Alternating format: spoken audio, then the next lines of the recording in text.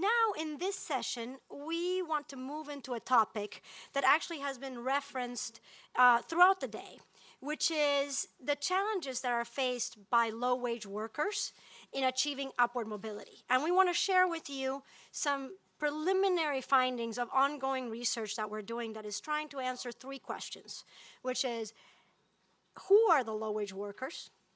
What is the size of this population?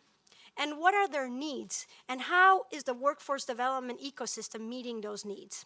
And to present these findings, I would like to call up to the stage my collaborator, Martha Ross, who is a fellow at the Metro Policy Program and also an expert on both human capital and how to get workers, both current and future, to increase their earnings and their employment opportunities. So with that, Martha, come on to the stage.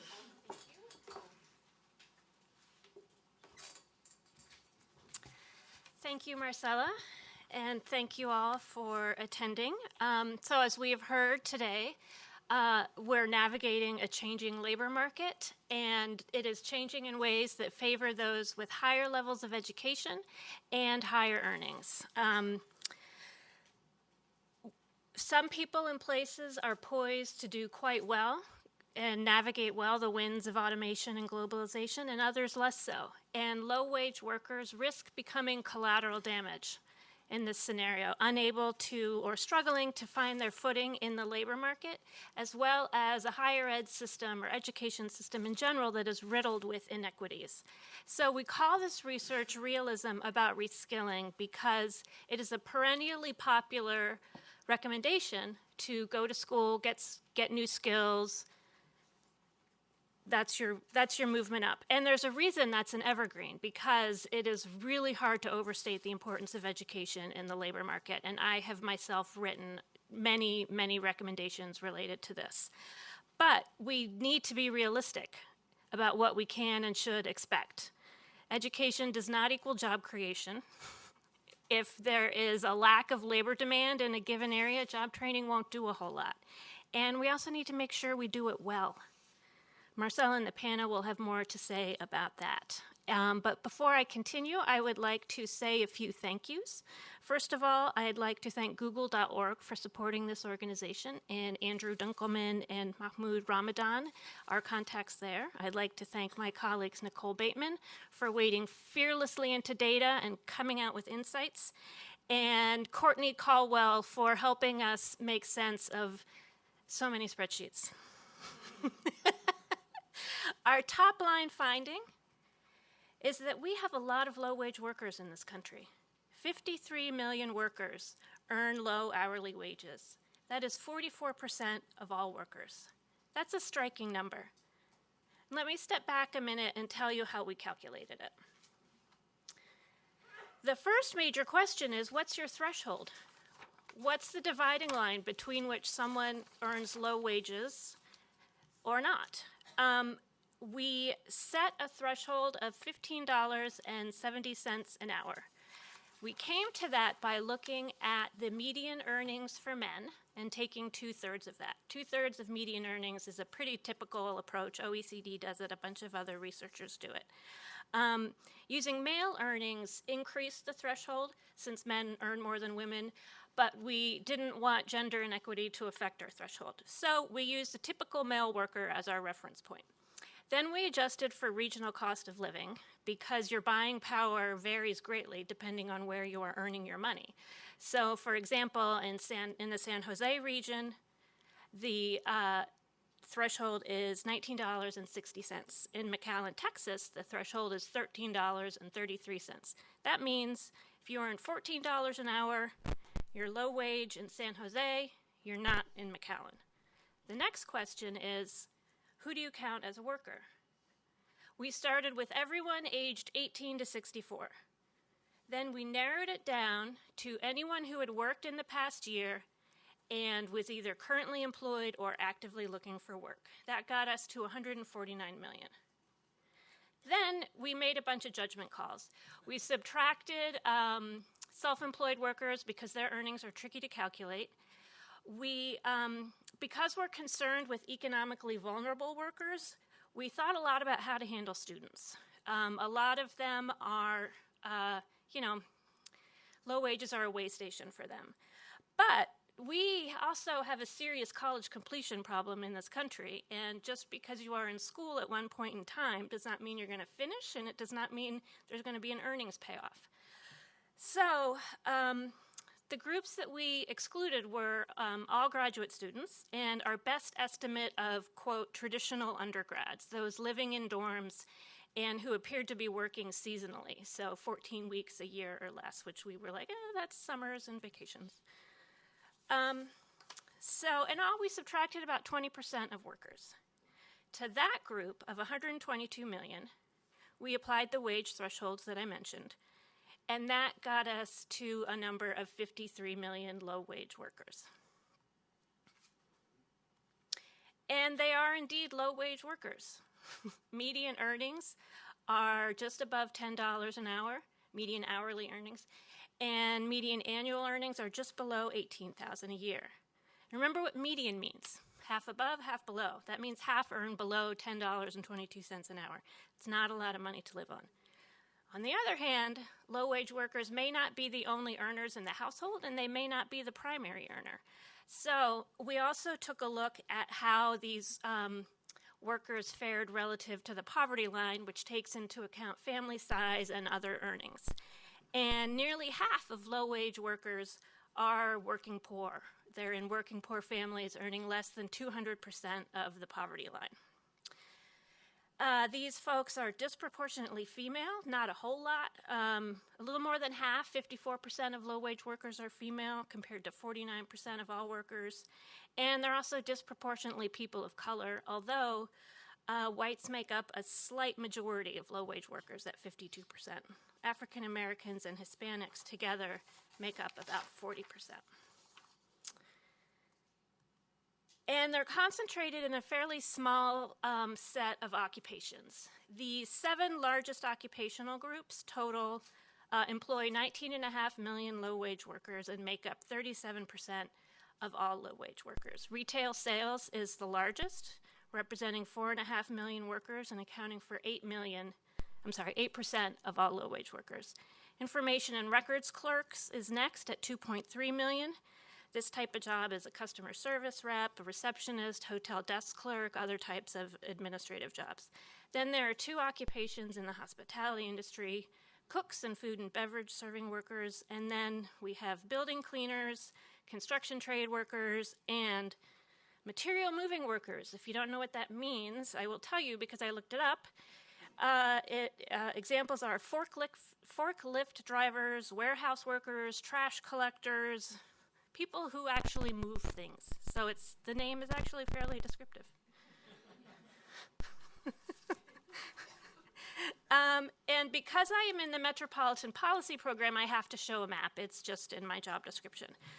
Low-wage workers live all across the country, and not surprisingly, they live in especially high numbers in especially large places. A number of metropolitan areas have more than 1 million low-wage workers. The New York City region has 3.5 million, LA region 2.7, Miami 1.2. The Washington, D.C. region has 950,000.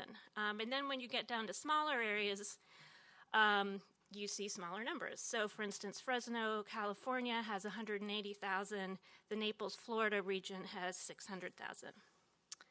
Another way to look at it is the size of the low-wage workforce relative to the total workforce. And in the 300-plus metropolitan areas that we looked at, low-wage workers make up between 1/3 and 2/3 of all workers. So between 32% of workers to 62% of workers. And the places where they make up the highest share tend to be smaller places. Las Cruces, New Mexico, Jacksonville, North Carolina, both 62% of their workers are low wage. Yuma, Arizona, 58%. Laredo, Texas, 57%. The large metro areas also have high shares. They're not being left out. 53% of workers in the LA region are low wage. 55% in Miami, 45% in New York City. So this group of 53 million people that lives all across the country is a pretty big group, to say the least. And there are a lot of different factors that shape their choices, their behaviors, and their prospects in the labor market. Just to name a few, there is age, educational attainment, whether they're in school, whether they're parenting, do they have a disability, are they male or female, what's their race or ethnicity, what occupation are they in, what kind of upward mobility does it afford, and where they live. So what this suggests is that there's no one-size-fits-all solution. Age is a particularly powerful differentiator. Think about the life course. In the years 18 to 24, you're just getting started. You're moving from adolescence to adulthood, from school to work, and hopefully to financial independence. And we have 13 million young adults who are low-wage workers. In fact, the vast majority of working 18 to 24-year-olds earn low wages. Not all of them are equally vulnerable, and we try to suss that out later on in our analysis. And there are 30 million low-wage workers aged 25 to 50. These are people in their prime working years, in a stage of life in which employment is often a default expectation. And low-wage workers make up a pretty big share of this group, 40%. 4 out of 10 workers aged 25 to 50 earn low wages. And there are 10 million low-wage workers aged 51 to 64. And I'll call them older, even though I don't love that term, as I get older myself. So there is no clear, bright line distinguishing these different age groups from each other. But AARP membership starts at age 50. People start retiring in their 50s and 60s. Some people don't, and they stay working for years longer, and that's another topic. And at some point around here, though, age discrimination may show up. Physical work may become less feasible. And this also may happen younger, in the prime age years. People may think, I'm too old to start a new career. I'm too old to go back to school. Low-wage workers are also a big share of all workers in the 51 to 64 age group. 1 out of 3 are low-wage workers. Among 18 to 24-year-olds, you see a lot of them are in school, about 35%. They're less likely to work full-time year-round. That could be because they're balancing work and school. It could also be because they're more likely to be unemployed and have spells of not working. Among 25 to 50-year-olds, 2/3 work full-time year-round, and a high share, 43%, have kids. Low-wage workers aged 51 to 64, they have pretty similar rates of working full-time year-round as prime-age workers, but they're less likely to be raising children, and they're more likely to report a disability of some kind. To get a more granular sense of who low-wage workers are and their different circumstances and levels of vulnerability, we clustered them into 9 groups, and we used age as a foundation using the 3 age categories that I just described. And on top of that, we layered educational attainment, since it has such a huge impact on employment rates, and school enrollment.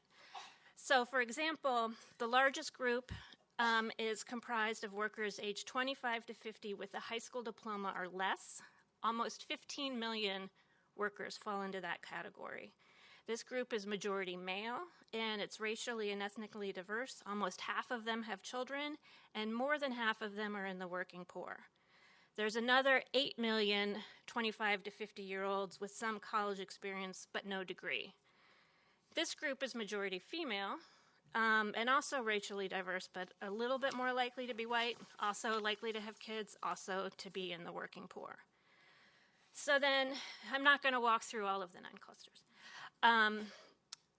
Based on these clusters, then, we created personas in an attempt to make this more real, because it is not a spreadsheet that makes your sandwich at the deli or changes your sheets in the hotel or makes sure that the right thing comes in and leaves the warehouse that gets sent to the store or in a box to your house.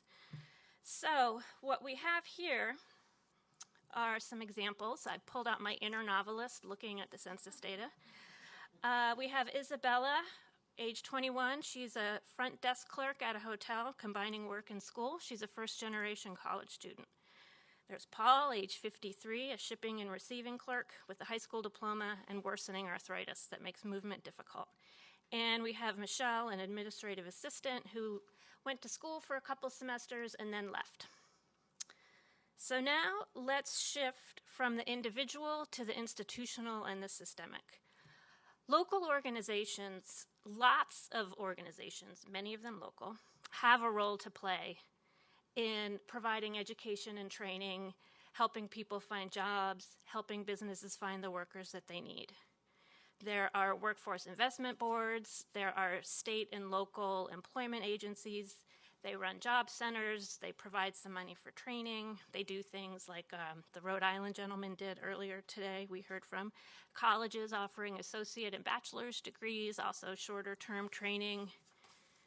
K through 12 doesn't have a major focus on employment, but at the high school level, there are career and technical education programs, and we just had a whole panel on this, that offer linkages to the world of work. And we have community-based organization and unions. We have organizations that fund the education and training system, state and local officials among them, in addition to the federal money that comes through the Workforce Innovation and Opportunity Act. Philanthropy funds groups and seeks to seed innovation. And economic development organizations and employers also play a role here. No one really owns the space, though. At least no one with the resources and authority. So there are all sorts of coordination frictions. Different incentives, different performance measures, timelines, funding streams. But you do see successful coordination at the local and regional level, following the geography and the logic of local labor markets. That's why it's so useful and informative to look at data at the regional level and to think about practices at the local and regional level. From the point of view of workers or job seekers, however, it's not exactly comforting to know that in some places these different players are getting their act together. It's a confusing landscape, and it can be hard to navigate. So next up, to talk more about how workers work their way through this landscape, I will ask my partner in crime, Marcella, to come back up to the stage.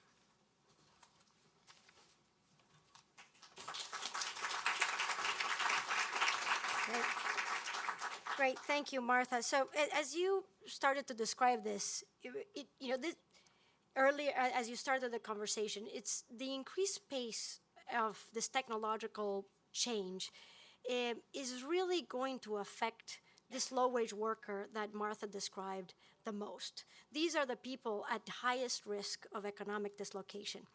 And skilling is only one of the many policy priorities that are going to deal with that reality. But even as we focus on reskilling, we want to stress how hard it is for these workers that Martha described to both access and benefit from the current workforce infrastructure.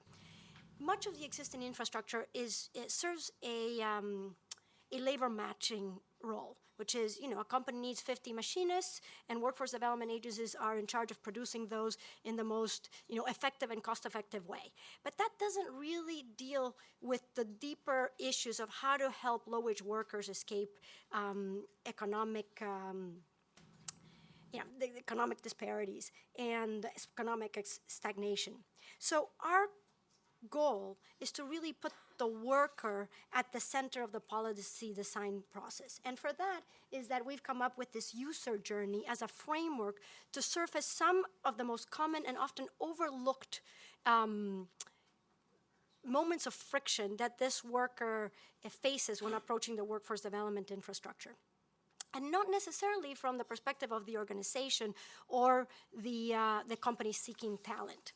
So this idea of a user journey is actually comes from design thinking, which you've probably heard about. It's, many businesses use it to design the products that we use every day. The iPhone is the best example. And actually, it's started to gain traction also in public policy. The concept is simple, but quite profound, which is that you start not from the technology or organizational constraints, but from the needs of the user. And that actually changes the questions that you ask and sometimes allows you to be a lot more creative in thinking about the solutions. Let me give you an example of this concept in action that you've probably heard of. So between 2008 and, or 900, the last 10 years, from 1998 to 2008, so it's pretty recent, we had women who had accidents, were seat-belted women, who had 41% higher chance of having an accident or having an injury during a car accident than the same male, seat-belted male. And actually, if you looked at moderate injuries, this likelihood rose to 71%. And the reason, or one of the reasons, was a pretty simple design feature that car manufacturers and makers used male dummies when optimizing the design of seat belts and other auto safety features, making men safer than women. It was only in 2011 that female crash dummies were mandatorily introduced into vehicle safety tests. So similarly to this example, we think that much of the workforce ecosystem is designed for college graduates, for people who are technologically savvy, and not for the low-wage worker that Martha described. So let me just talk about a couple of these important friction points that we find in this user journey. One is entry. When it comes to prompting people to seek reskilling, we cannot assume that these workers have the motivation, the information, or the tools to enter the ecosystem, which means that users will require extra work and extra help to recruit into the system. Second, self-efficacy, and we're going to hear from David in the panel about this a lot more. But many of these workers have had a consistent negative experience with schooling. They have been told and reinforced with the message that they can't learn or can't succeed at learning. And this disempowerment is actually quite hard to reprogram. And most of organizations actually screen for this type of worker. Now, for those that can succeed and can complete a program with the least or scaffolding possible. So in a way, we're selecting for people who need it the most. Low-wage workers also require more career navigation. They require sustained support after receiving their first job. But most importantly, there are other needs that are more pronounced and relatively simple to understand but hard to implement related to these workers. They're the logistical barriers that we talked about. They need childcare. They often have long commutes. They probably have the highest opportunity cost for their time because they're working and sometimes holding more than one job.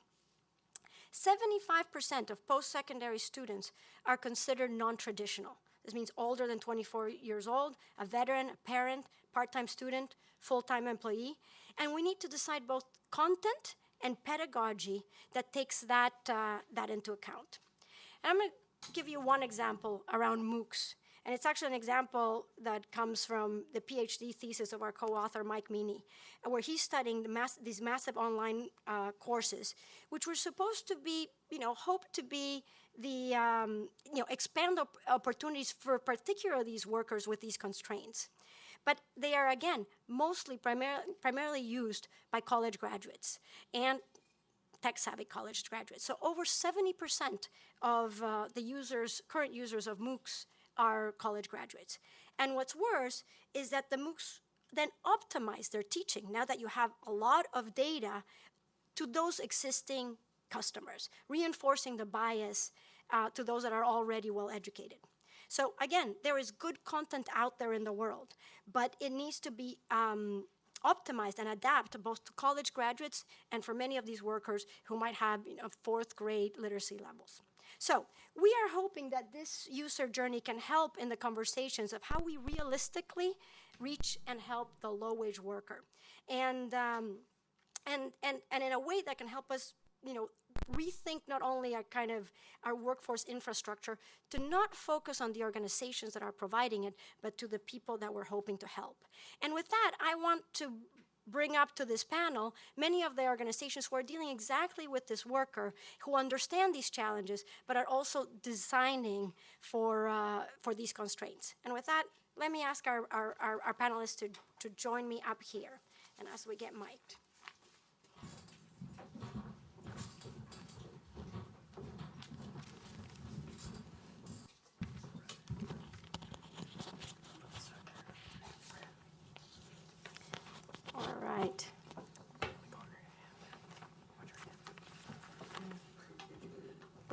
So let me start with Gordon Jones, and I'll introduce them as I start. But we have a great panel today.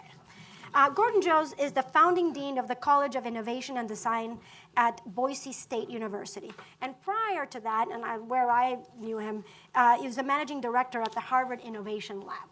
And I wanted you to start, Gordon. You made this switch from an elite institution and decided to move to Boise.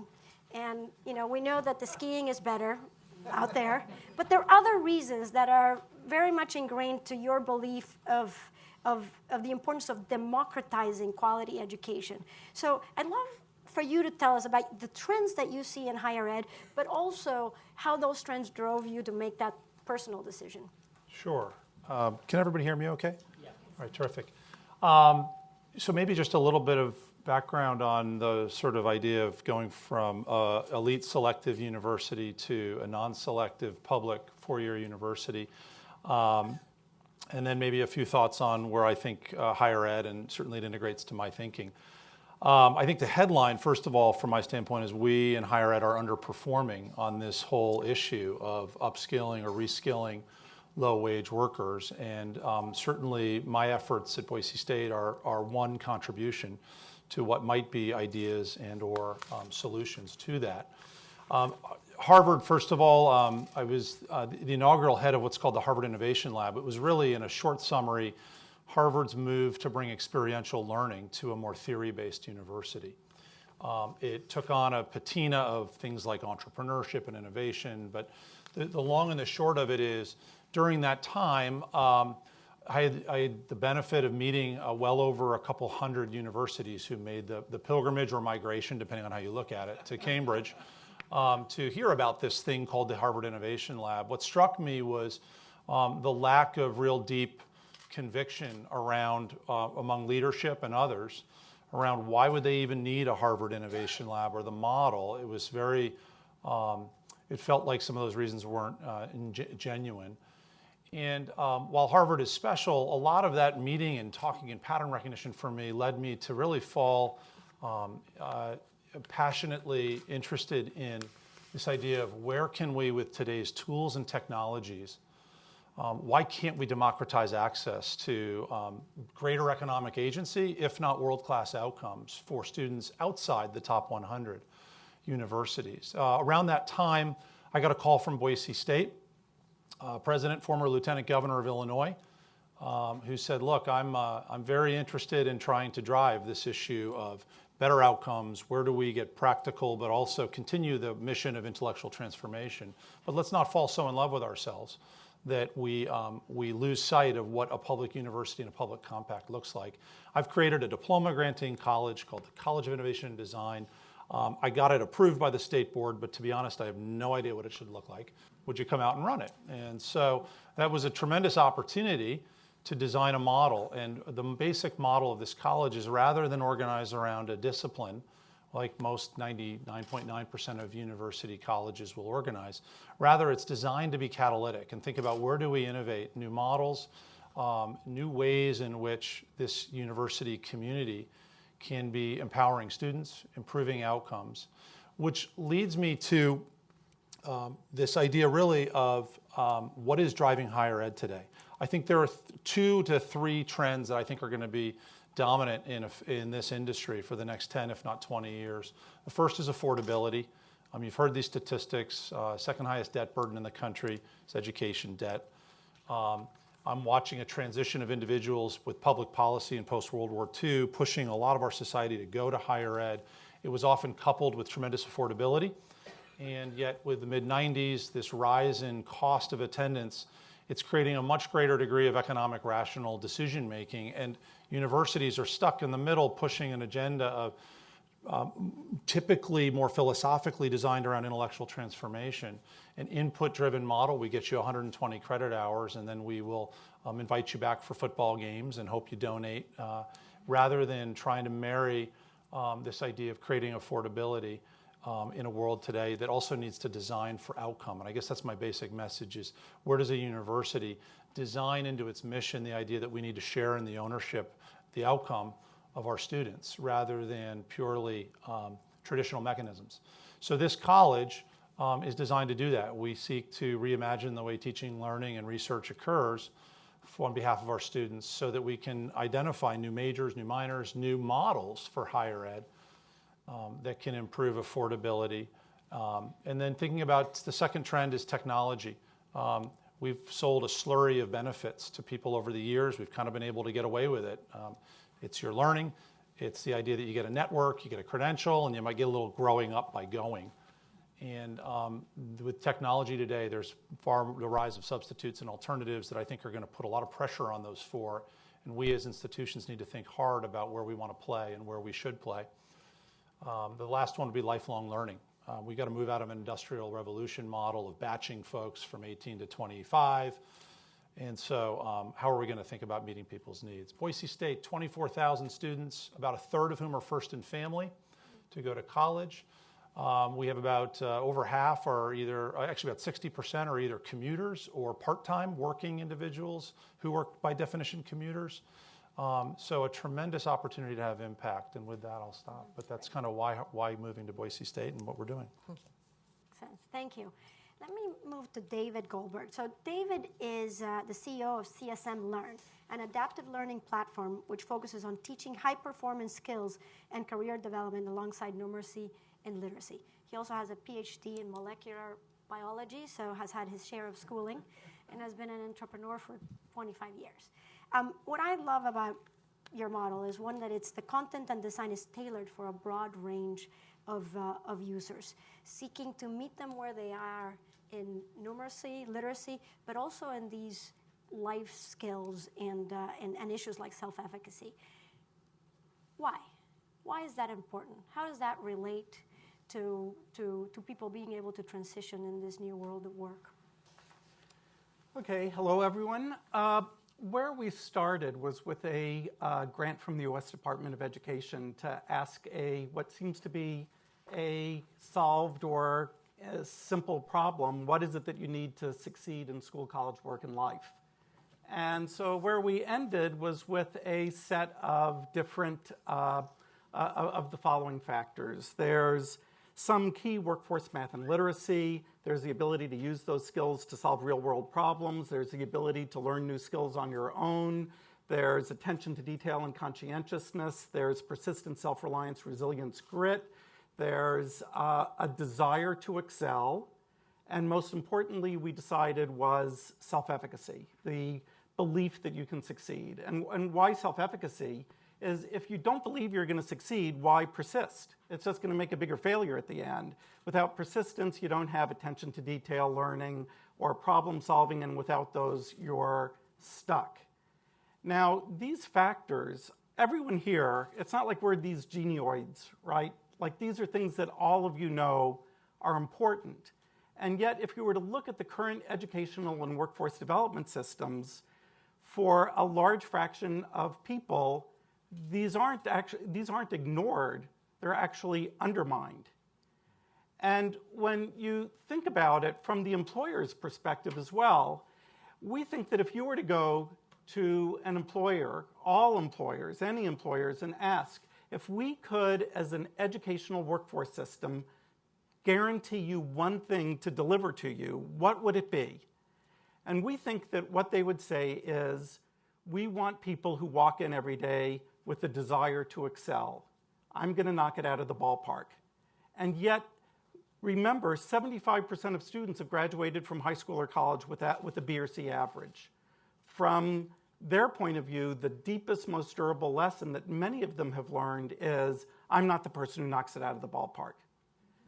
The next thing that came up actually years later when we realized it was something wrong in career guidance, something a lot wrong in career guidance.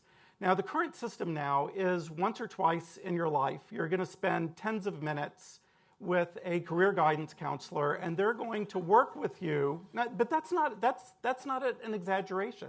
That's actually true.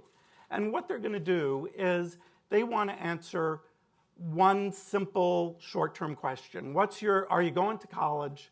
What's your career? Okay, and the fact of the matter is that you don't need the one decision in your life of what you're doing. You need a framework with which you're going to be making decisions on a daily basis so that you can navigate the shoals of challenges and you can also take advantage of opportunities. Now, these high-performance competencies, what we call high-performance competencies, that the way that they also fit in to the future of work is, I think that we've heard pretty much everyone here today talk about how important lifelong learning is in the future of work. Okay, I think that's something all of us can agree on. But there's this idea that if only we build it, if we build the MOOC, if we create that career pathway, everyone is just going to come running for it. And we know that that's actually not true. People are scared. They don't think they can learn, in part because many of them can't learn very effectively, and they don't even know what to learn. There's so much out there. And so what we think that these high-performance competencies actually represent in many ways are the skill of lifelong learning. It's a skill that we need to teach before we then push people out into the world to do it on their own. The last thing I just want to mention is what I think is a fallacy about a lot of the way that people are talking about the future of work. They think that there are these skills for low-wage jobs and there's these skills for high-wage jobs, and only if we put them into an IT or a welding program, they're going to jump from here to there. And that's, in our view, not the way the world should work. What we should be doing is teaching skills that are going to make people successful at any job, low wage or high wage. And some of those will be empowered immediately to jump into those IT and welding programs. But in fact, if we looked at all of these people who Martha has looked at and seen their progression, it wasn't in 2 years through a program. It was going from frontline to supervisor to first-line manager. And what we need to do is we need to give people the skills to be able to take that journey through life. So I think that's what I would say. Great. Let me just follow up with that. How do you make sure that as we create these kinds of services and infrastructure, that there's not a stigma associated with them? That the comment that you made, that this is not just for them. So, well, that'll come a little bit later, hopefully, but I'll try to get it in here. So it turns out we've created a system to do this, okay, and there's a certificate. And one of the things that we realized very early on is any certificate that's meant for them is instantly deprecated. It's not a certificate that anybody wants, okay? So hopefully later I'll be able to tell you a little bit more about the online program that we've developed for this. But what's very interesting about it is it's been used by adult education students with fourth grade literacy and mild learning disabilities, with struggling high school students. Other people who have taken it include the CEO of Firehouse Subs and his vice presidents, and the senior vice president of manufacturing and the PhD chief engineer of a Fortune 500 manufacturer. Okay, taking the same course. We only have one course of high performance called CSM. And what that really tells us in a very deep way is, in fact, that skills that everybody needs are different, but these high performance competencies are actually similar for everybody, and that what the trick is as a company for us is how is it that we make it so that everyone takes this. And so I'm not sure how much I should do. Good. I will try to. You'll try to get bring it back to on. Me, but let me introduce Marianne Gilmer, who is vice president at Goodwill Industries, based in Roanoke, Virginia. And Goodwill is a nonprofit organization that provides training and employment. And for the Goodwill that she runs, it involves 31 counties in Central and West Virginia, and has over 25 years of experience in workforce development and a lot of wisdom. So, Marianne, I wanted to ask you, in the strategy of Goodwill, you're specifically targeting this population and other disadvantaged populations. You don't turn anyone away. And I wanted to understand, how do you do that? What can you tell us in the 100-year history of Goodwill that you've learned and can wrap up in 2 or 3 minutes that have made you... so effective in catering to the needs of this group of people? Sure. Well, so first of all, to answer the question, why is Goodwill in the room, right?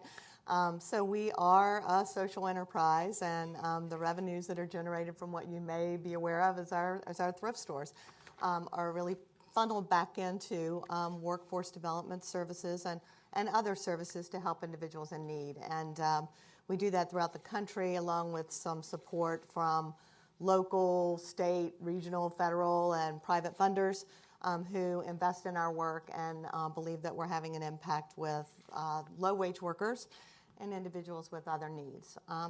So how do we do that? Well, we do meet individuals where they are when they walk in our door. And we are within each community really there to serve the community, as many other nonprofits and community-based organizations are.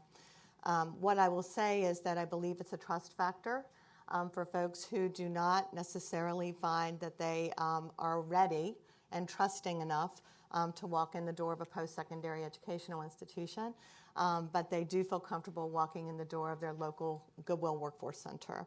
And so we see, as they come to us, that they really need a variety of supports, a variety of wraparound services. They need to see people like them who have achieved a vision that they've not imagined for themselves. And so I think the role that we play is to assist individuals in identifying what their life skill needs are, providing things such as life coaching. You heard when Martha was talking about the low-wage worker, and many of them, of our working poor, are in fact living in poverty, and they are having a difficult time connecting to job opportunity, connecting to post-secondary skills that they need. In Roanoke, Virginia, where I am based, it's a small city, it's around 100,000 people. Our unemployment rate is much like the nation's at 3.4%. Our poverty rate is at 17%. So we know that individuals are working, but they're not emerging from poverty. And how do they gain the supports that they need to get to that post-secondary credential? We look at a lot of earn and learn models. So we do engage with our local apprenticeship programs to connect individuals to those opportunities. But more importantly, we're working on things such as self-efficacy and how do they then begin to vision themselves into a greater place. So that comes with, again, the trust factor, working with individuals locally in their community to provide those services to them for the long haul, and really building on foundational skills, both academic and life skills that they need to even participate in post-secondary training. Great, thank you. Let me go back to Martha. I mean, you've cut the data in 100 ways when we were looking at the demographics of this population. And in looking at this set of workers and given all your experience, which one of those characteristics do you find to be most relevant and most important when thinking of barriers of entering and succeeding in this lifelong learning trajectory? I'm going to be weaselly and say more than one. Education is a clear factor. It's both a lever for opportunity, a springboard, and it's at the same time, it's a barrier. We have such a decentralized, open system of post-secondary education that people can go find a program, find an online learning course, sign up at a community college, and go forth. But it's a confusing landscape. You may not know which is the right one for you. You may not know what quality is. And we have, as I mentioned before, we have a major college completion problem in this country. I think we have to think very seriously about why institutions whose job it is to confer degrees are often not conferring degrees. So I worry about that. More conceptually, I'm not sure education means what we think it means, or that the credentials mean what we think they mean. There's a recent report from ETS that came out last fall that found that half of millennials, or about 35 million people, I'm sure none of them in this room, have inadequate literacy in math. These are high school graduates in addition to those with college experience. If you were just thinking, oh, it's just those people who left high school. It's not. It is a lot of people. How can we continue in this system where we are promoting people, we are graduating people, they are moving forward, and they do not have the skills that they need? Thank you. Gordon, back to you. At the end of the day, to convince people to enter this infrastructure, it needs to work, right? It needs to translate into a job. And much of the good work that you've done at Boise State is connecting what you teach to the industrial ecosystem of Boise. So I'd love to hear, how do you think about the university, college, playing a role in that regional development that we talked about in the morning? Sure. Yeah, I mean, I think it's imperative, certainly at the public university level, that the connectivity be there. I believe that's part of the mission if we think about what public universities were originally designed to do. And I am very concerned that because of the investment of cost and time and the trust that people put in universities to attend, this is not an inexpensive endeavor. And so we are certainly subject, with some of the national statistics you see, we run the risk of creating, in the words of Peter Thiel, more victims than we are beneficiaries. And that's a concern.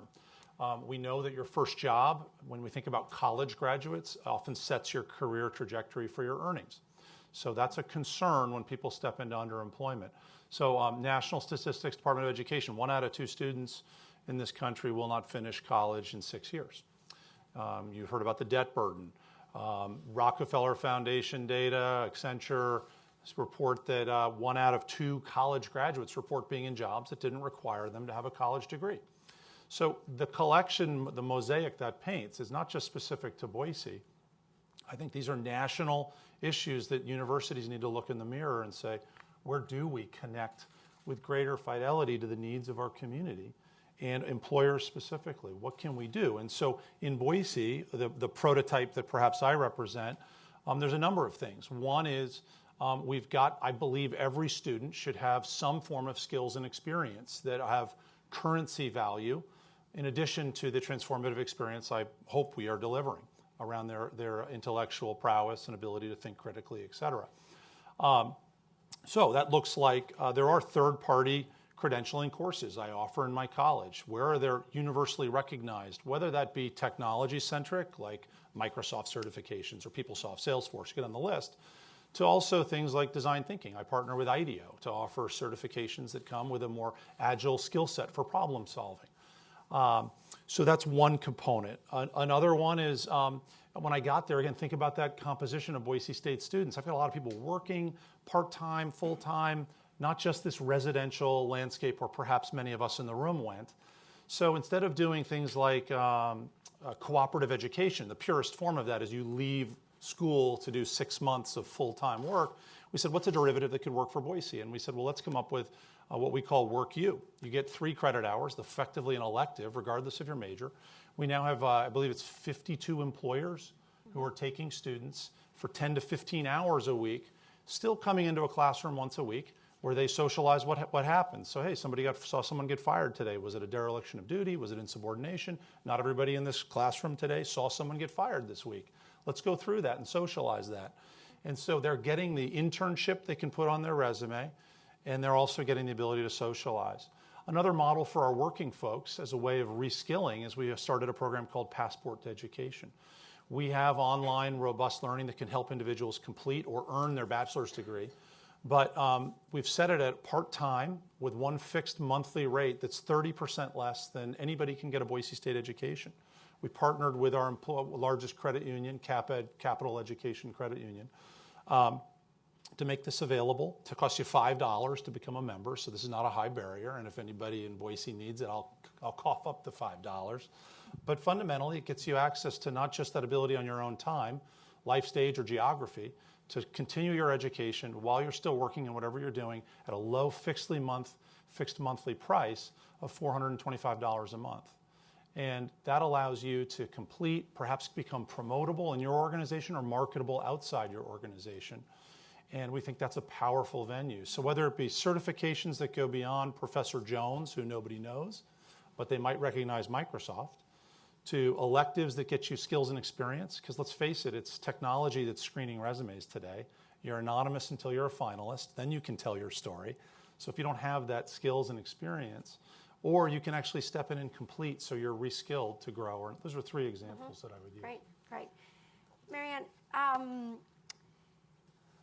on another question related to these in-demand skills, in 2017, you made a bold move to incorporate digital skills in all of your curriculums. Why? How's that going? What are you learning in that journey? No, it's been quite a journey, and made possible largely by a partnership with Google and Goodwill, who enabled us to really do some innovation and really some experimentation on how we best reach the people we serve and provide digital skills to them. I just want to paint a picture for a minute of the individuals we're talking about here. These individuals, for example, I think of one gentleman that we serve who just emerged from incarceration, right? He is immediately in need of employment. He has to be working. So he becomes a low-wage worker. What's happened is he's emerged from incarceration lacking the digital skills necessary to be successful in today's workforce. And so he's not doing well on the job, and perhaps he experiences multiple job turnovers. That's one example of an individual that we're trying to serve to say, hey, you're not going to be successful unless, first of all, we reach you at a grassroots level or through local partnerships and relationships that we have. And also, then what happens when you're coming in? Where do we start? And it's that idea of meeting people where they are. They're not going to be able to participate in an online training course, or they're not going to be able to participate in even post-secondary education at a community college level until they develop those fundamental digital skills. And so that's really where we had to start meeting people. This same gentleman has progressed on through learning basic computer skills and gone on to earn A+ certifications, cybersecurity certifications, and so on, and enter into what would be considered middle skill wage job. But you really have to meet them at the community level. I cannot overestimate to you or overstate to you the impact of the digital divide with people who are living in poverty. Most of the people who are 18 to 24 years old who are coming to us for services because they are a low-wage worker or they're unemployed know how to use a handheld device but don't know how to apply technology skills to real-life occupations. And so somewhere we've got to meet them exactly where they are and build on those digital skills. We also serve very rural communities that are often isolated with very few local opportunities for education. We went and did pop-ups within those local communities to teach them basic digital literacy skills. We have a huge older worker population, many of whom lack the digital skills necessary to transition into today's workforce. Again, teaching them how to turn on a computer, teaching them how to use operating systems. These are the people we're talking about that are low-wage workers. We're not talking about people who can just go home, turn on a computer, and take an online course. Great, thank you. So David,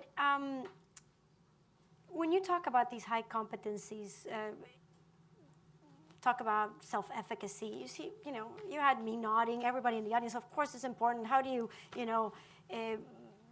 teach empowerment? How do you, everybody wants the skills, but how do you teach them? Can you actually teach them?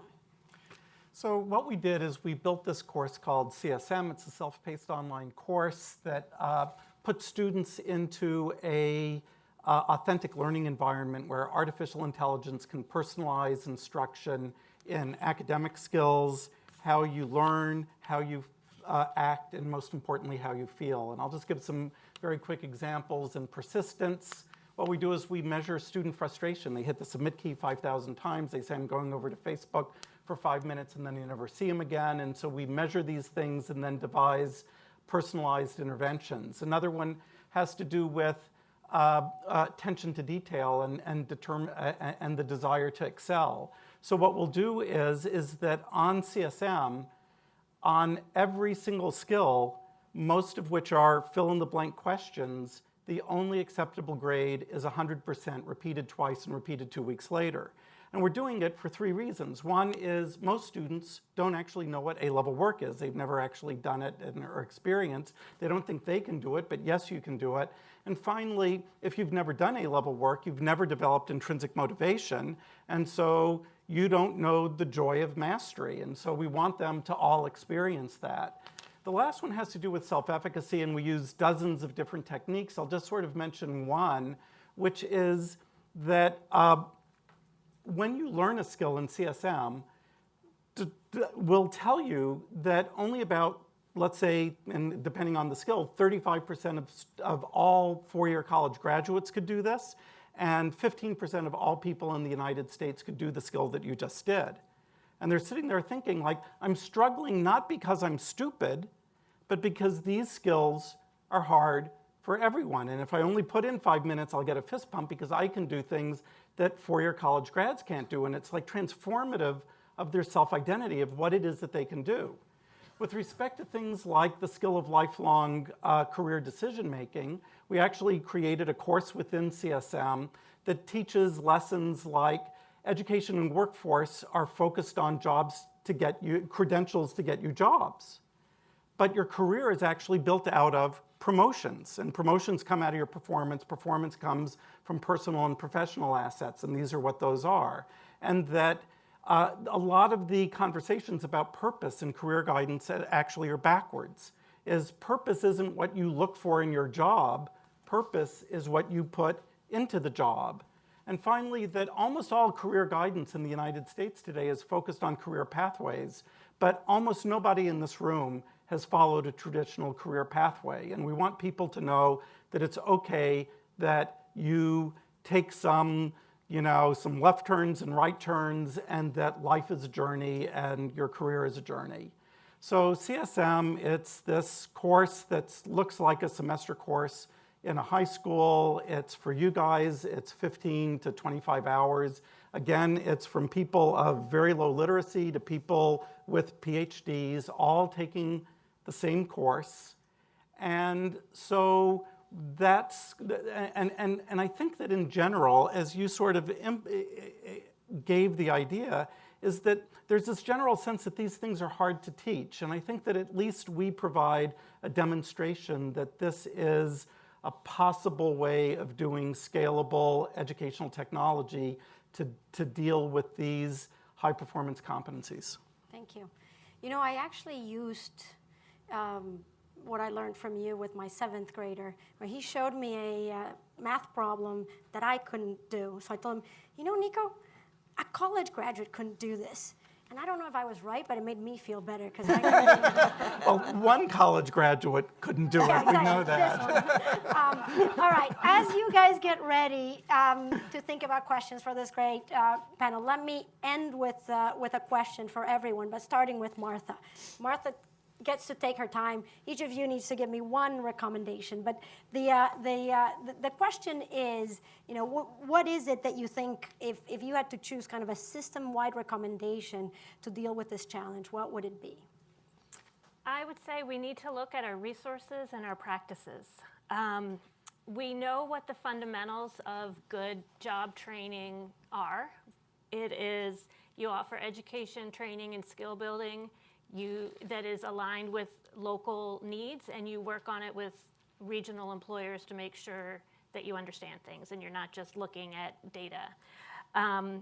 You provide guidance, counseling, and support to your students and job seekers that matches their needs. We know this. We do not have funding streams or programs set up to allow us to do it well. So what we need is a lot of this comes down to patient capital and capacity building for the organizations we want to put at the center of this. In order to provide good, relevant job training, you need to know your local economy, which means you can't get that just from looking at some labor market stats. You have to have people whose job it is to talk to employers to understand industry trends. And while your person is doing that, it is hard also to get some immediate job placement numbers. That's why you need the patient capital. And you need to reach people with low literacy and math skills, which is possible and hard, especially if what you need is to have some job placement stats in the near term, because it may take a while to get someone at a 4th grade reading level to be able to fully understand the 10th grade level textbook to become a medical assistant. Then we need to have sufficient staff who are trained. Things like life coaching is wonderful, to provide guidance, mentoring, and support. And we need to have money for financial emergencies that come up, cars, medical emergencies, rent. We can do this. If we could figure out how to break out of legacy systems. Thank you. David, one. So I'll try to do this quickly. In our view, we're never going to solve this problem by going to a high school in Boise and a workforce development program in Atlanta and doing it program by program and by program. And so the question is what's the right level at which we approach this problem? And we believe very strongly that the unit of change is a community. And I don't have time to go into it right now, but we're actually now talking to communities where the goal is to get 10% of the adult population 16 to 65 through CSM. And what it does is that the most important part of it that hasn't really been described is, in our view, workforce is about them. And anything that's for them is deprecated. And when you get to a sufficient scale within a community and you're bringing all of those resources, any door that you go into, you can find CSM, for instance, in that community. At that point, it's then a question about us and our children. And that's when you get mutual respect and dignity for the work that people are putting into this program. And so that's what I would say is, in our view, the system way of addressing this problem. Marianne? I'll piggyback on both of your ideas, I think, but it's a community convening, I think, that's necessary around this issue. And I do want to address the private sector a bit here, because I think we need to recognize that we have a valuable opportunity to connect business with workers who can learn now and who can keep learning and who can keep growing when jobs are automated, jobs disappear. And it really involves everyone in the community, the workforce development boards, groups like Goodwill, the community colleges, the private sector, tools and resources such as what you provide, to say how are we going to really wrap around these individuals while they prepare for work, while they have the opportunity, and once they're on the job. I think we have an example of doing that in our community with partnership with the community colleges and partnership with other human service agencies and economic development to say how can we connect individuals, improve their credential attainment rate from 37% to 70%. But it involves really a true convening. And whoever that convener may be, it's going to be different from community to community, but everything has to be brought together around those individuals. I mean, I would share some of the sentiments of the panel. I think I would add, specifically for those of you in the room that are in public policy or the philanthropy community, please don't either give up on higher ed or, for that matter, accept the status quo. I think of three things. My one thing is three parts, but I would just say think about accountability. Where can we ask for outcomes and accountability that speaks in terms of outcomes? Secondly, where can you nurture or gain insight or nurture experiments in affordability? There's so many different interesting models that I think of that could be driving the cost curve down, not up, and I don't believe there has to be a sacrifice in that outcome. And I think thirdly, where can you invest their innovative models in talent leadership recruitment into higher ed? I do not believe that the talent necessary to navigate these forces that are impacting higher ed is going to be born out of individuals who've steeped many, many decades in a model that is not designed to meet naturally, I would argue, the challenges of tomorrow. And there's some interesting work out of ASU, Georgetown, that please, for those of you in those areas, I'd call out those 3 areas. Great, thank you. And now we'll open it up to questions. We'll take 2 or 3. First one over there. Do we have mics? Yes, we do. Lady in the... Hello, my name is Ariane Higovish from the Institute for Women's Policy Research, and my colleagues focus on the role of childcare and children in college completion. And people here probably know that 8% of parents and students complete in 6 years, so really bad. So I'm asking you about the role of childcare, because even if you have efficacy, you still don't have childcare, right? You still need time. And how you see, could childcare have a channeling role to provide some of the services on guidance and on building community, as well as obviously making it possible for people to spend time on learning? But anyway, that whole area. Other questions? Back there. Hi, thank you so much for this panel. I think you've all kind of addressed this, but maybe talk specifically about how wage stagnation and underemployment would possibly undermine this great work that we're doing if this student goes through all of the right, paths and completes all of this work, but is still not getting the money and the wages that they need. Can you talk maybe specifically more about that? Great. One more. We had one more here. Or over there. Sarah. I'm making you run, Patrick. Exercise. Hi, Sarah Gretzko from MasterCard. I have a question about how ethics comes into play in any of these initiatives. And I'll give you an example that we're dealing with.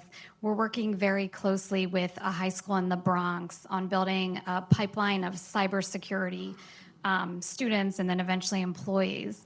And what we're finding in a lot of these STEM fields, including cybersecurity, is when you teach folks about things like cybersecurity, that can very easily be used for bad, just like it can for good.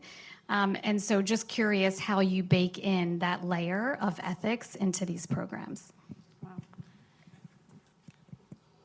Whichever you want to take. I'd like to take the child care. Go for it.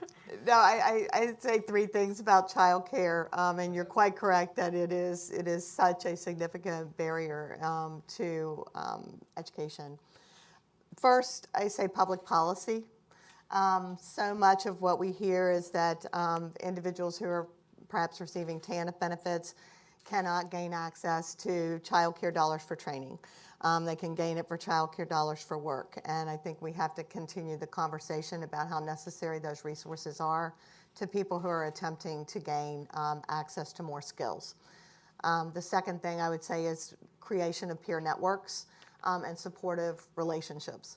And that's often where organizations such as my own come into play in creating peer networks for people who are upskilling so that they can share in child care responsibilities and also can develop the positive social supports that they need to address some of the issues they're going to encounter in balancing child care and upskilling. And then the third thing I would say is there has to be a connection to some of the online opportunities that are available for those individuals to study and to learn at home and while they're receiving support such as virtual tutoring, virtual life coaching, and things of that nature as well. Great. Yeah, so I mean, the wage stagnation, that's a global problem, and it's hard to tackle directly, but ultimately what we have to do is put more value into the workers. And so, I mean, at CSM, what I didn't mention is you can actually get college math credit for taking CSM. Furthermore, that it's now being put into the credentialing pathways of the construction, energy, restaurant and lodging industries.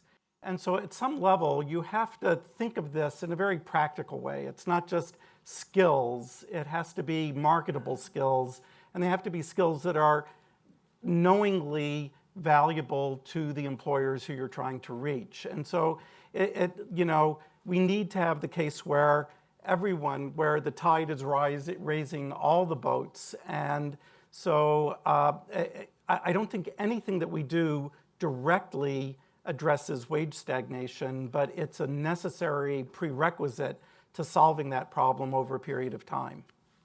So. By default, do you want to take cybersecurity? Sure. I'm not sure I'm an expert, but what I would say is I think the example I think of at Boise State is I have a major that's called Gaming, Interactive Media, and Mobile Technology. It's an emerging area using virtual and augmented reality to create games for industry application. And the long and the short of it is that environment of multiple years or iterations where faculty can come around students. Think about the same thing you described. Teaching the skills in the absence of context or in the absence of ethics, or showing them where positive application can occur is, I think, a great starting point. But recognize in gaming, our problem might be students who do things in pornography or in the sex industry where people talk about VR and AR having immediate monetization. Sadly, where can that become exploitative and where is that unnecessary? So a lot of those students are doing projects in our coursework. They'll have multiple projects that are designed for lack of a better word, healthier application. So, to be sort of maybe hitting your question head on, I would ask back, have you thought about designing the cybersecurity to include these things that sit around-side it? If the partnership is there to encourage the development of those skills that could be applied to a financial services industry, how can we make sure it comes with either experiences or learning that sits adjacent to that? So we create the whole cybersecurity person or a greater whole person. It's the best I can come up with, but certainly something I think about. Pretty good for a hard question. So you can now accost these people in the reception because we are going to move to the next part of our day. So don't move. At least not vertically. You can move up and down, or no, that's vertically, horizontally. Because I'm going to invite Jim back into the stage, who is going to lead us to a stellar ending to this day, as he did with the stellar start. So thank you so much, and thank you to our panel. Thanks for watching. Be sure to like and subscribe for more videos from Brookings.